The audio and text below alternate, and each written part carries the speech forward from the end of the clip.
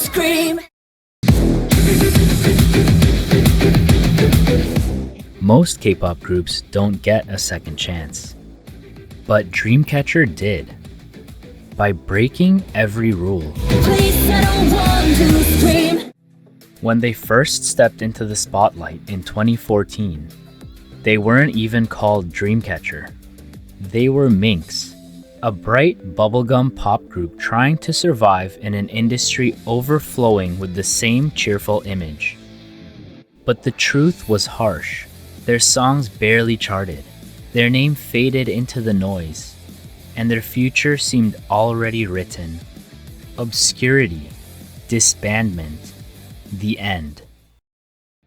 But instead of disappearing quietly, something extraordinary happened. MINX transformed. They returned with new members, a new identity, and a sound that few in K-pop had ever dared to embrace.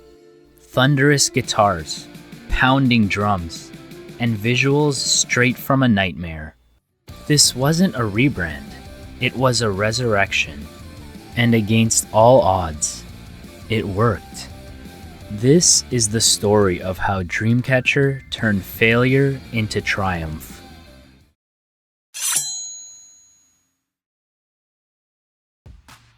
In 2014, Happy Face Entertainment introduced their new girl group, MINX. Jiu, Sua, Xion, Yuyeon, and Dami. But the timing could not have been tougher. The K-pop stage was already ruled by groups like Girls' Day and A-Pink, who dominated charts with their catchy mainstream hits. And Red Velvet, who exploded onto the scene just 1 month before MINX with their colorful debut. These groups had already captured the public's heart.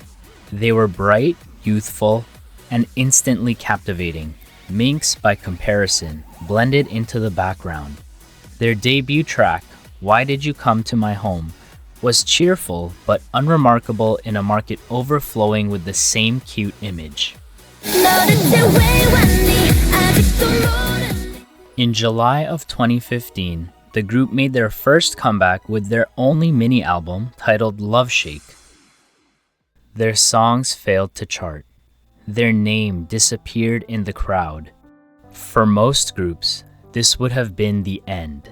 A short career forgotten in the pages of K-pop history. But instead of closing the book, Happy Face Entertainment decided to take the ultimate risk. In 2017, MINX was reborn as Dreamcatcher.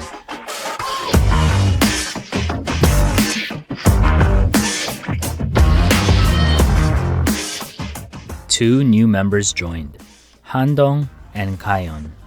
The group abandoned the bright, cheerful concept and instead embraced something that K-pop had never seen before. Their official debut song, Chase Me, blended rock and metal with K-pop melodies. The visuals were gothic, eerie, and cinematic, telling the story of nightmares with haunting imagery. At first, people were shocked. This wasn't just different. It was the complete opposite of what girl groups were supposed to do. But that shock was exactly what set them apart. And it felt like this new direction was what these girls were made for. The concept allowed the members to showcase their talent with powerful vocals.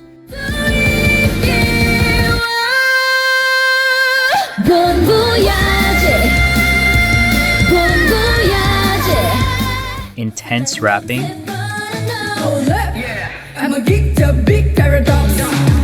and high-energy dance performances.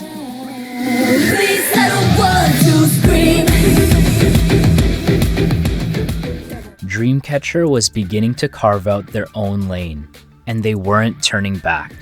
Later that year, 4 members, Jiu, Xion, Yuyeon, and Dami, appeared on the YG survival show Mix 9. It was a chance to showcase their talents and gain exposure.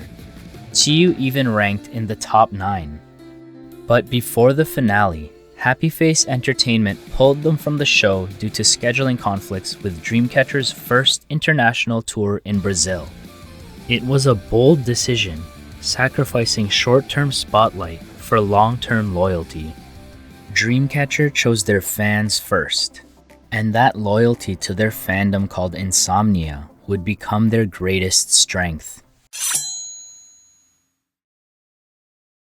While Dreamcatcher didn't explode onto Korean charts, they struck a chord with fans searching for something different. The rock and metal influences resonated with international audiences, especially in Latin America and Europe. Fans connected not only to the music, but to the group's cinematic storytelling. Their Nightmare series wove a complex universe across music videos, something rarely seen in girl groups. And instead of chasing trends, Dreamcatcher doubled down on their identity. They began touring globally, in Latin America, Europe, and the United States. These weren't small fan meetings, but full concerts where international fans screamed every word.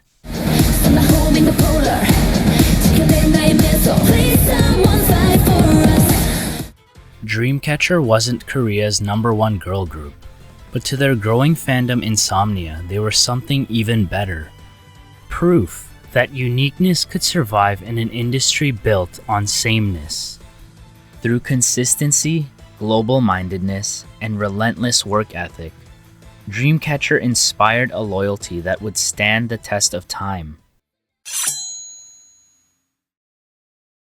On February 13, 2019, the same day Dreamcatcher released their fourth EP, The End of Nightmare, Happy Face Entertainment announced a new name, Dreamcatcher Company.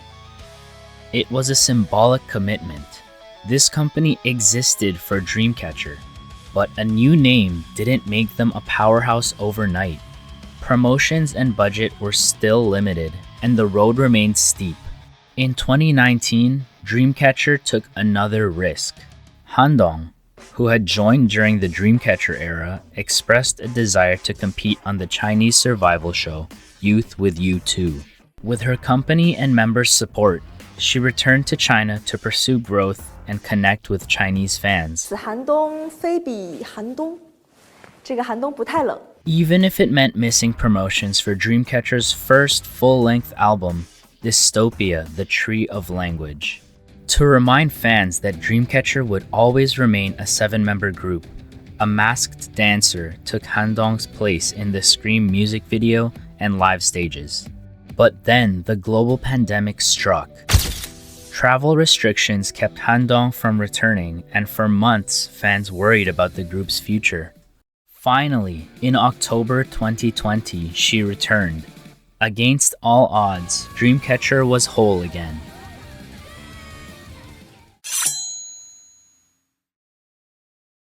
In Korea, Dreamcatcher's songs still charted modestly, overshadowed by giants like Twice, Blackpink, and later aespa. But each comeback showed growth. Albums climbed higher, tours expanded further, and the group's name became synonymous with persistence. And then, it happened.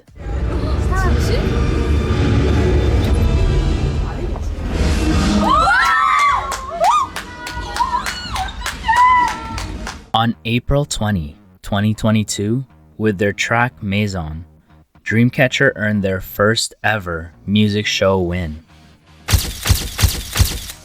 It took 1,924 days since their debut, more than 5 years of relentless effort. But at last, the recognition arrived. From that day on, Dreamcatcher was no longer just the underdog. They were proof that patience and persistence really do pay off. And with that win, it seemed like Dreamcatcher may experience a little bit of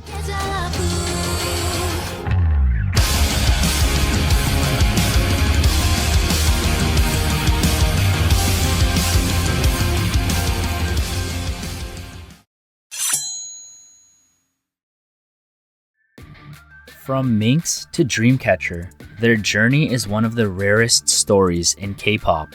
They went from flop to fan favorites. Dreamcatcher never became Korea's #1 girl group, but they became something even more rare. A group that proved you can succeed without following the rules.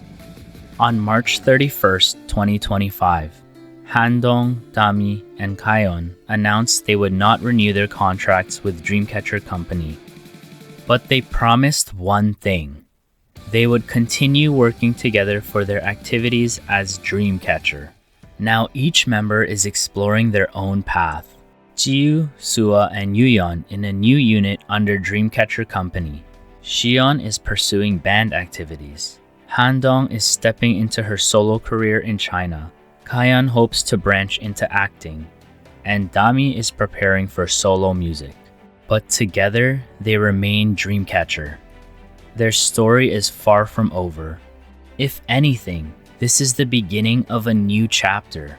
A chapter written not only by the 7 members, but also by the fans who've been with them through it all.